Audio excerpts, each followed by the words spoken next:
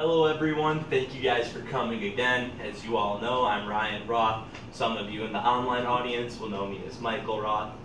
Today I'm going to be doing a persuasive speech. So the task of my assignment is to convince you guys to donate to a nonprofit of my choice and explain the value of that nonprofit. The nonprofit I'm going to be talking about today is Players for Pits. Players for Pits is a nonprofit organization that provides living facilities and rehabilitation necessities for different sorts of breeds, but the real emphasis is for pit bulls, which other shelters do not take into account. Hopefully throughout this speech I'm going to be able to explain to you guys a few different ways you can donate and also what the benefits of those donations will be for you guys. So let's get started with talking about Players for Pits. First, I want to give you a little bit of background information. All of this information comes from their About Us website. I didn't get the background sources for those because they weren't listed, but they are a very legitimate 501c recognized nonprofit, and I do trust these sources. So the first big one is that Chicago has the most abandoned dogs per capita. Okay, so right where we're at in the suburbs has the most abandoned dogs in the entire United States. These dogs don't have access to a lot of things, so as everyone knows, there's a lot of really good nonprofits in the area that provide shelter and necessities for all of these animals. The best that I've had the privilege of working with is called Players for Pits. My buddy Steve Schwartz runs it. Once you've met Steve, he's a really nice guy. He set this up specifically off of the notion that a lot of the dogs that weren't being taken in by shelters have such a risk in the insurance that it's not monetarily accessible for a lot of the other shelters to take care of these dogs. So that's what we're going to be talking about today. It's Players for Pits, different ways that you can work on them, work with them, and work for different dogs. So Players for Pits is the best that I've had the privilege to work with. They provide really amazing rehabilitative necessities, medical facilities, and homing for all of these dogs within their purpose. Okay? So the first one we're going to talk about what you guys can donate is really simple. Toys and different foods. Okay? Toys are super important for these dogs to have. Every time a dog has a sense of possession over something, they develop some sort of positive identity and positive self-esteem. They have something that belongs to them. They like to show what belongs to them to different people. It really gets their confidence back. Confident dogs have a much better way, and they're much more personable, to be adopted out.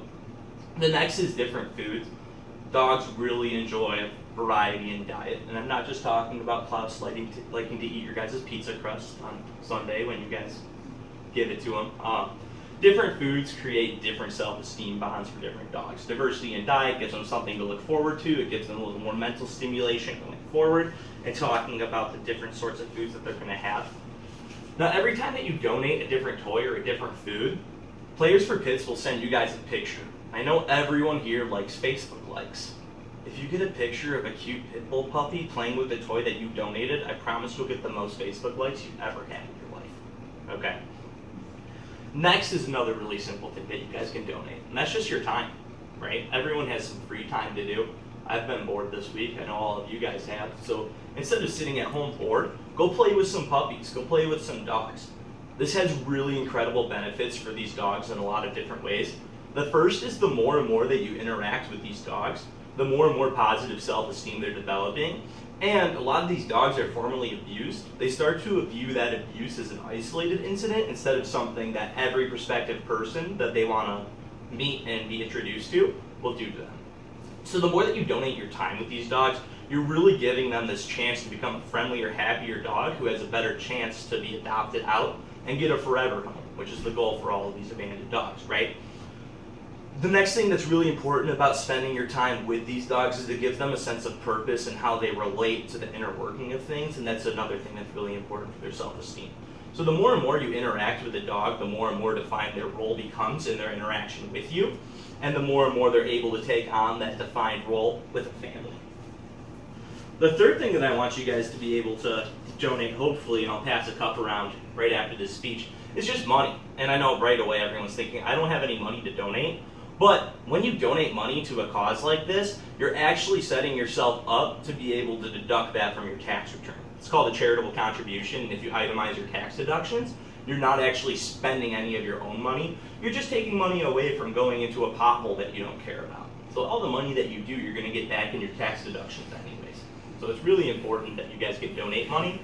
Some of the things that they have to spend this money on, food they're pretty good on, but insurance costs because they take in pit bulls, veterinary costs, canine behaviors for these animals, which is what makes them such an amazing facility, and working with these dogs all the way through trainers if they need it. So the more and more money you can donate, again, it doesn't really cost you anything because you're going to get it back as a charitable donation through 501c, but it's going to help out some animals instead of fill some potholes, which I know I don't really care about as much as I care about animals. So that's pretty cool.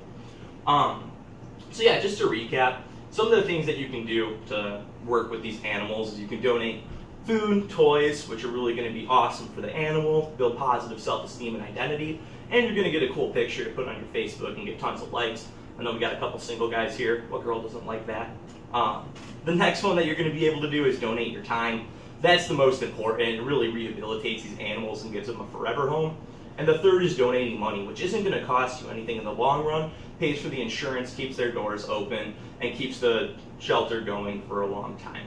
So thank you guys very much for listening. I hope that I got you guys convinced to donate for players for pits, and we'll get back to football.